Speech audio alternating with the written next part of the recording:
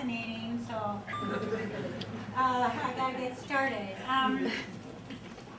First of all, Amy and I have a connection, and that is the Allens are related to Oral Allen.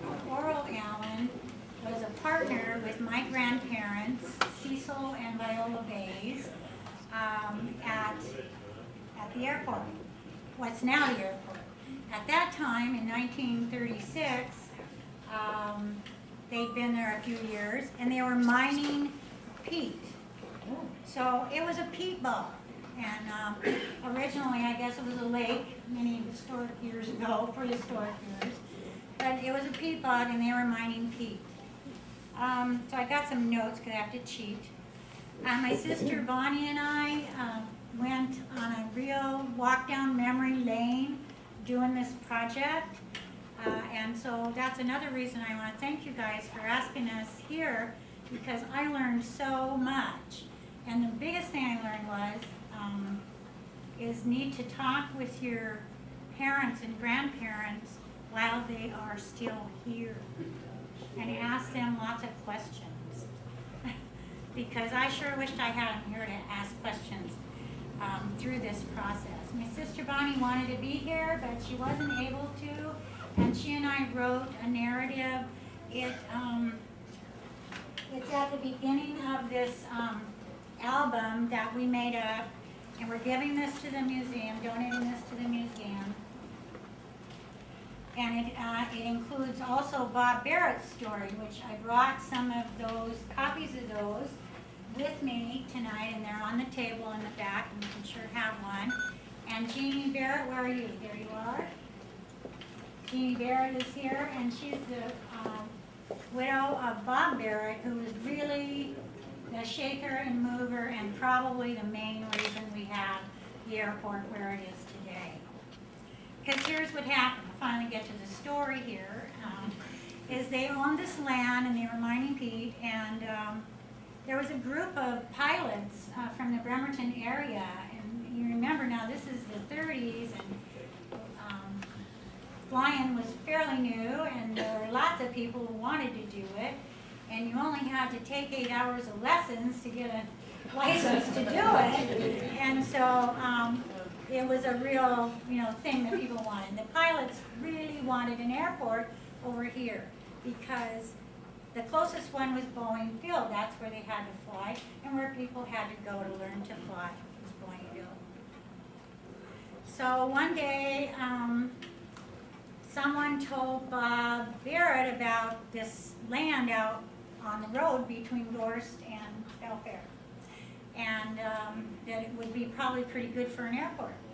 So he and a couple of his aviator buddies went driving out there, and they said, well, sure enough, that looks like a great place for an airport. The land was lengthy, it was level, it was oriented to the north and south, whichever that way is, and into the prevailing wind, so it was perfect. So they decided to go talk to the people who owned the land. So they went out there and they talked to my grandma and grandpa and to Oral Allen, who was, his nickname was Swede, and I assume that's because they were from Sweden. Is that right, Barbara? His nickname was Swede. In Ireland. Ireland? Well, anyway, his nickname was Swede. You got it wrong. See, you never know. You got to keep asking questions. So anyway, they talked to him, and by the time these pilots got done talking to my grandparents for a couple of hours, they were raring to go. Yeah, let's build an airport. So you know what? They did. They just did it. In those days, when people decided to do something, well, they just did it. So that's what they did.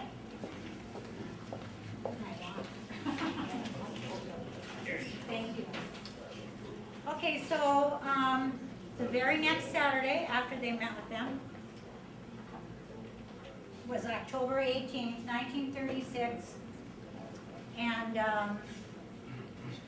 all the pilots of the area, there were 10 or 12 of them, they came out to the property at dawn, and Mr. and Mrs. Bays, and Oral Allen, and Bays' son, Gordon, who's our father, my father, all worked all day. They had a big sickle bar mower, and there's pictures of this stuff in this book, and there's some on the walls back there. And they had shovels and wheelbarrows and rakes, and they cleared this brush that was about 5 feet tall off of a strip of land 600 feet long and 15 feet wide. So they called up their friend, Elliot Merrill, who was at Boeing, and they said, will you fly your plane over here and land it? And so they said, okay. So they did. Merrill and his passenger, Dick White, came flying over, and a few minutes later they were there, and they landed, and it was an uneventful landing, worked out great.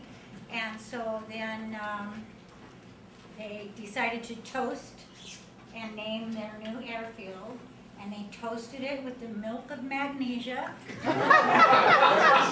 Magnesia was Viola Bays' cow.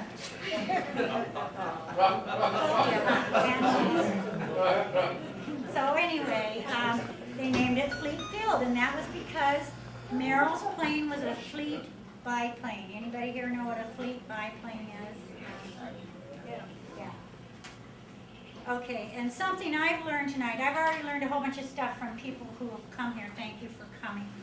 And I learned, for example, that even though there was no airport, there were some pilots who did land in certain places, like a place out by where the Walmart is now. So wherever there was a kind of level piece of land, or and at least didn't have any trees, they would try to land their airplanes. So anyway, I'm getting lost here, but the one Saturday they cleared the brush. The next Saturday, one of the real avid supporters was named Dick Karate, and he was a county commissioner. And at the time, the county commissioners were homed or were at their offices were at the road maintenance area where the district that they covered. Okay, in the trunk of their car. Pardon me? In the trunk of their car. In the trunk of their car. Okay, thank you. I'm going to talk to you pretty soon, I hope. So anyway, that they talked with him, and he was a very avid supporter. So he said, okay, you guys can have all the gravel you want out of the county gravel pit. It was out by the Barney White Road, and they were doing the county was doing some work out there. So the next Saturday, October 25th, all the people came again, and some more people besides, and they got the gravel over at the county gravel pit, and the way I saw it written, it was that those county truck drivers were getting lost, and instead of taking their loads to Barney White, they were taking them to the other side of the highway to the airstrip. Anyway, long story short, by the end of that day, they had a gravel airstrip, 600 feet by 15 feet. So what Bob Barrett said in his narrative that's available here is that the runway was so short, you needed every inch of it to get off the ground when they were taking off. So when they were taking off, they would taxi clear down the end, and then get out of the plane and pick up the tail and carry it around here so that their landing gear was right on inch number 1 of the runway, so they'd have all that space to take off. So that was the big deal. Anyway, I'm going on and on too long here, but the county got involved in 1937. They asked for a Works Progress Administration, WPA grant to get some people out there to make the airport bigger and improve it. And they were approved, and then they were denied because the engineer thought the ground was too soft. But then once they said, well, we'll put lots of feet of surface on it, it got approved. So at that point in 1938, when that grant got approved, the airport began to start resembling a real airport runway.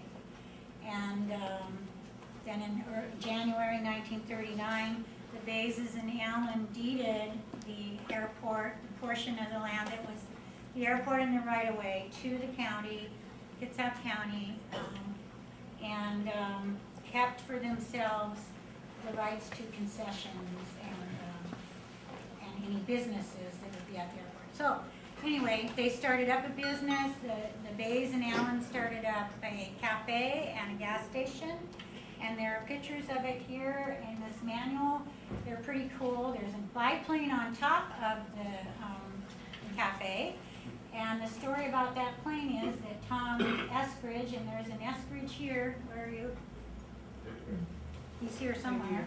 There you are. Yes. The story is that Tom Eskridge built the plane. You could buy the engines out of the Sears Roebuck catalog.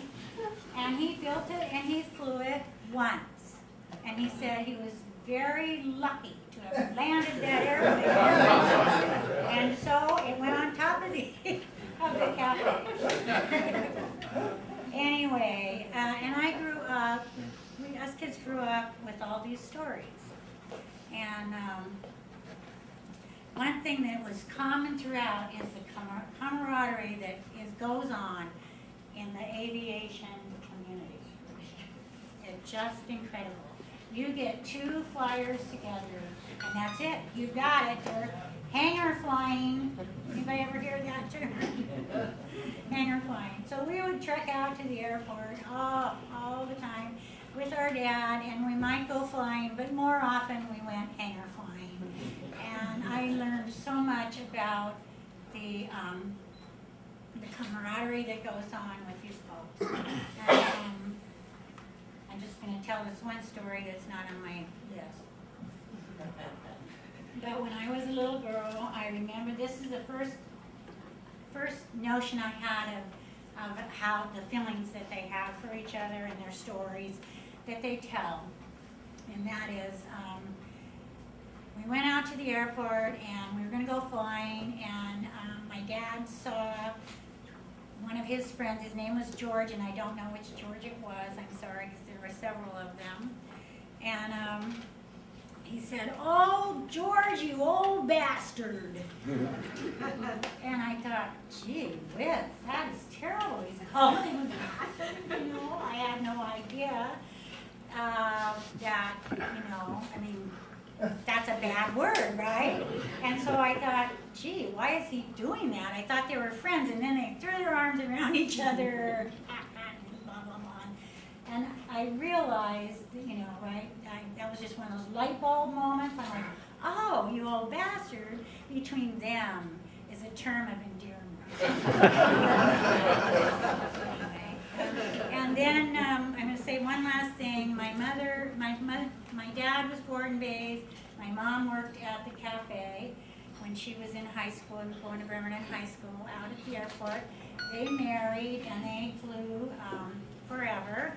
And my mom got her license in 1980 when she was about almost 60 years old. Wow. So she learned to fly. Daddy couldn't fly anymore, so she learned to fly, and they kept on flying. And she joined the 99s, which is a international women's aviation group. And I got to go to one of those conventions one time with her. And I can tell you, they were all women. That was the only, except for flying and women, that was the only common grounds. There were 19-year-old Air Force helicopter pilots. There was an 84-year-old woman who had taught flying to people when women weren't allowed to fly. She taught pilots to fly for Continental Airlines. So, and there were every kind of women from every background, from all sorts of places in life, and I was not a flyer. I did not learn to fly, and I never flew on my own. And believe me, I spent the whole weekend not saying anything because that's all they talked about. was their, adventure fine. So I'm sorry I took so long, we're in Amy. But, because we're going to go down to Amy's and party, and I'm going to stay here for a little while in the back where the table is. And these are the things we brought to give to the airport. A bunch of pictures, and also, and my sister did, bless her, did all this research over at the Federal Court Archives. So we have all the federal court documents, because on December 7, 1941, when the Japanese bombed Pearl Harbor, an executive order went out that day.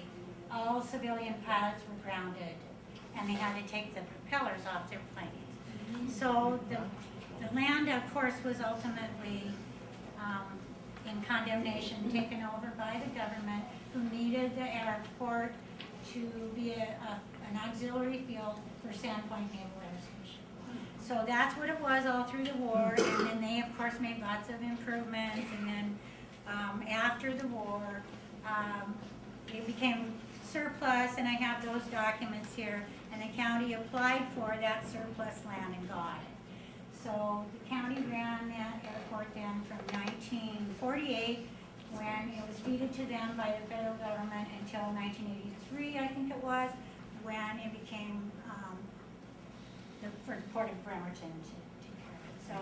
So it's been a real walk doing this, and I've learned so much just since I got here. Thank you, Amy. That I just, I'm never going to know everything. So if people want copies of the narrative that my sister and I wrote, I'd be happy to send them. And so what I'm going to do is put a piece of paper on the table in the back, and if you want one, put your name and address there, and maybe $1 for the stamps. And I'll send them to you, okay? Thank you.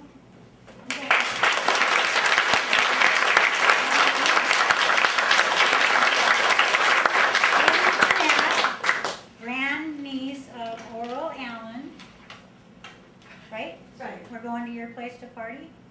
Okay. And this is J.W. Allen, my great-grandfather.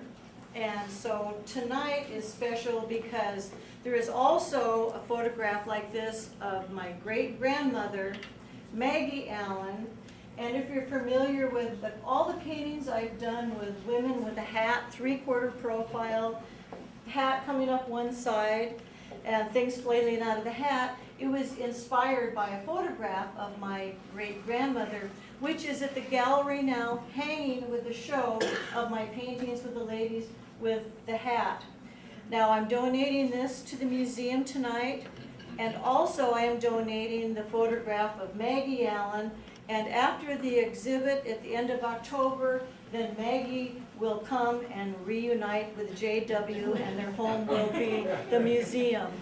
So I think our time schedule is, if you have questions for Norma, there'll be a little time here, and then a little before 7, the gallery will open. We're going to have live music, and I think we're going to have a special guest. Is Perry Bozeman here now? I think he'll be here later, and we're going to have a little something special happening there. So I'll give you back to Norma and just kind of have a casual discussion, and then we'll meander to the gallery. Thank you.